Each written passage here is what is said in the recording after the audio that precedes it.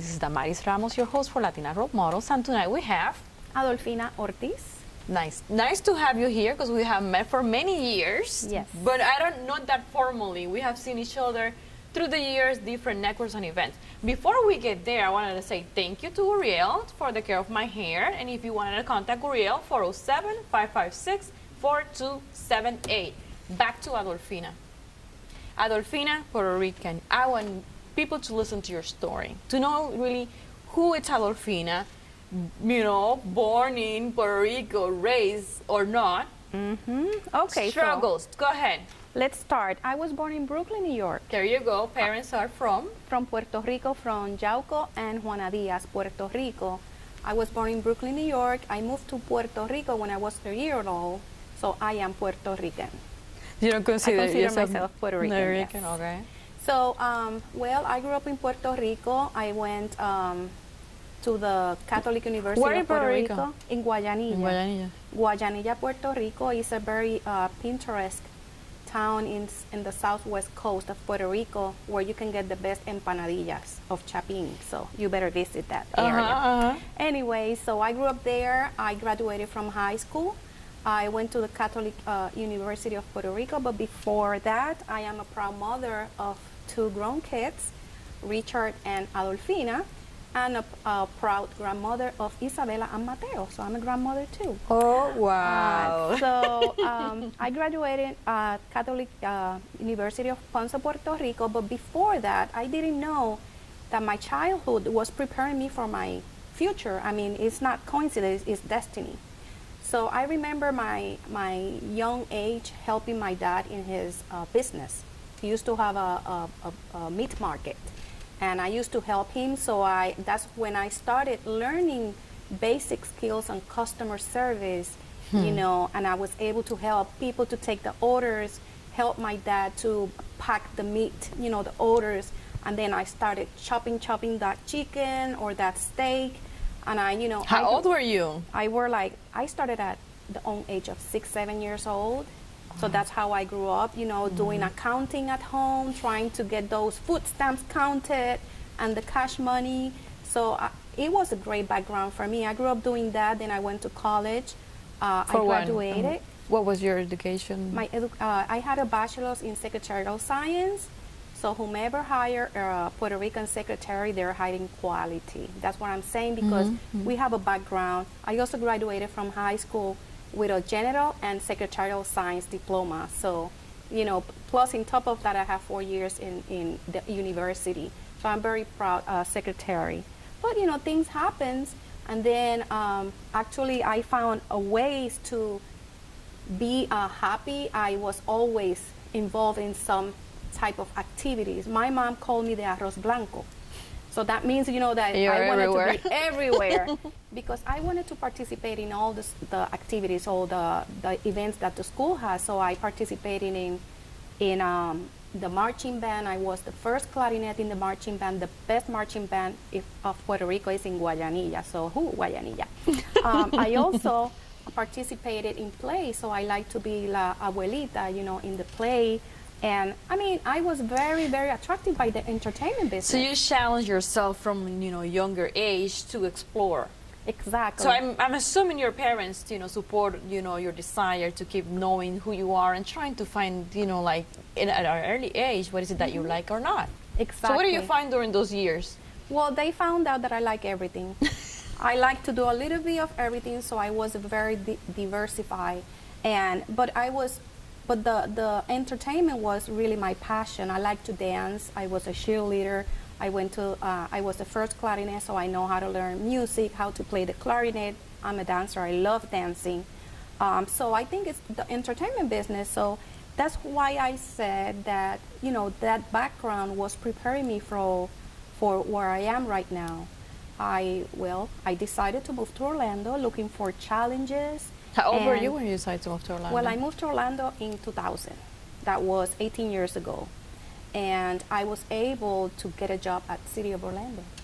So that's how I started working for the City of Orlando. And I have some experience with the Orlando Fire Department.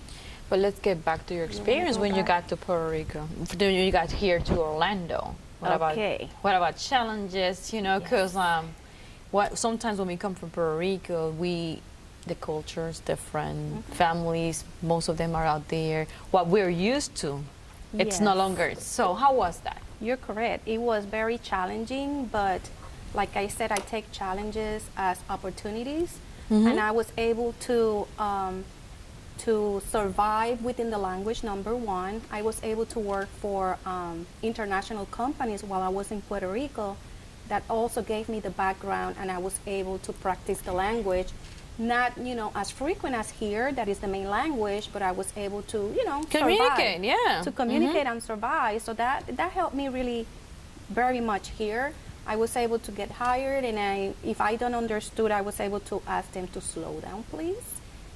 Sometimes we think that we don't know more than what we really do. I mean, because we in are Puerto shy. Rico, since we are in first grade, we start learning words. So upon to university, we have to take English classes. So our Exactly. brain is used to it. But Yes. when it comes to speak and externalize it, that's another story. Yes, that's the Anyway. practice. But for me, it was a challenge, but it was an educational But let me ask you process. something. Yes. Who was your role model then when you grew up? Both of my parents.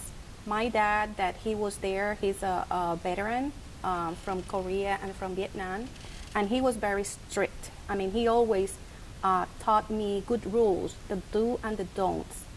And he was always the one that go out to work really hard to give us and provide us everything.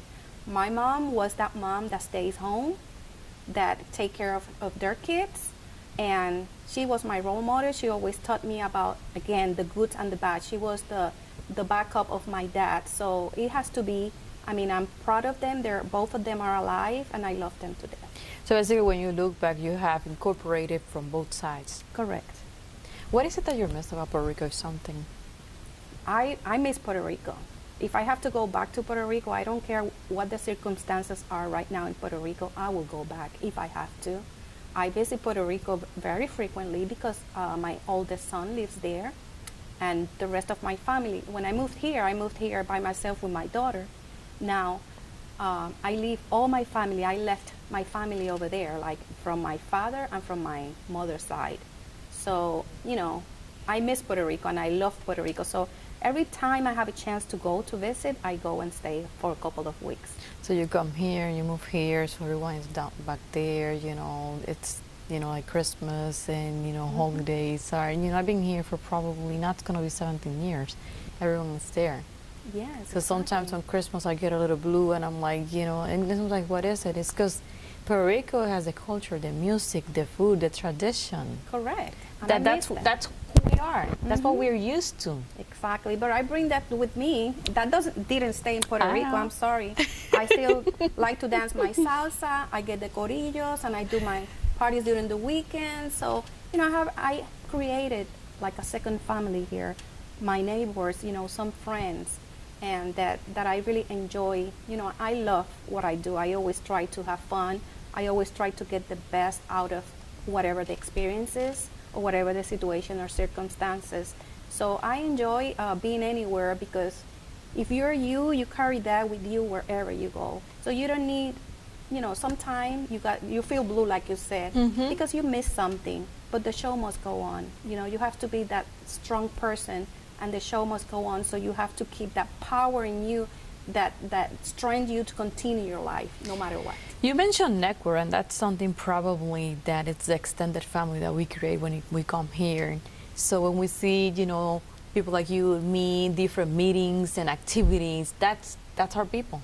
Yes. That's who we identify with, that, we choose them. It's different, family, it's a given. We have no say-so on that one. Correct. But that's definitely, I was thinking like, that's a support system. Correct. So tell me a little bit about, your role right now. You mentioned City of Orlando, so that means how many years you've been? It's going to be 18 years. Huh. The last 7 with the City of Orlando venues. Orlando venues are facilities, entertainment and sports facilities. So the entertainment that you started in Puerto Yes. Rico, you have carried on, and Yes. okay, that's awesome. Owned and operated by the City of Orlando, and I'm proud to say that our mayor and our chief venues officer have been understanding the quality and the need of our community, had allowed me to reach out to the community. So that's how I get involved with the Hispanic Chamber of Commerce, Brazilian Chamber of Commerce, the Jewish. I mean, I'm a lead. I'm in the Central Orlando Leads Group. I used to be the ambassador for the Hispanic Chamber. I'm with the Hispanic American Professional Businesswomen Association, Working Together Coalition. So I really keep myself really busy so that I don't miss the other part. So that's my family, and I really enjoy it. I started this initiative at the Orlando venues. So for those that doesn't know, the Orlando venues are the Amway Center, the Camping World Stadium. We have the Lou Gardens and the Manila Museum of American Art. So we've been able to reach out to the multicultural community. We started this initiative, so I've been able to go out and talk and do a lot of Orlando venues awareness. So that's basically, you know, the initiative that we started back in maybe 3 years ago. As a Hispanic, when you look back at what you have been accomplished, when you started there and how it is right now, what are the changes that you're being able to implement, or the spiciness that you have bring to the city of Orlando and the venues? Yeah, so specifically talking about the venues, I mean, as a whole, we've been boosting the economy in downtown Orlando, and I'm proud to say that I've been a key role player for some of the largest events that we host in some of our venues for St. Copa America. So I've been the liaison for the Hispanic, so that we were able to reach out to the multicultural and diverse community that we have here in Central Florida, and those that visit Orlando. The same thing with WrestleMania, Pro Bowl. So now it's like something common that we follow through, that we have to target everybody and in any way. So I'm proud to say that. From the events that you have been involved and you've been part of it, which one is the one that you are like, I really enjoyed that one, and that's something that I would like to see again, or I continue to do, that is you're very passionate about? Well, I like everything. Like I said at the beginning, So it's hard to entertainment. So entertainment for me is the key. That's my passion. I really love to see smiles in faces. I really like and enjoy putting a little bit of happiness in somebody's life, like turning that busy life that you have to do here when you move in here. Some people have 1, 2, 3 jobs at a time. So I'm trying to bring that happiness, that quality of life besides job, and that's what we're here for. So we put the entertainment for the city of Orlando, for the visitors of Orlando, for anybody that wants to have a great experience. I encourage them to visit our venues. What is the website? The website is orlandovenues.net.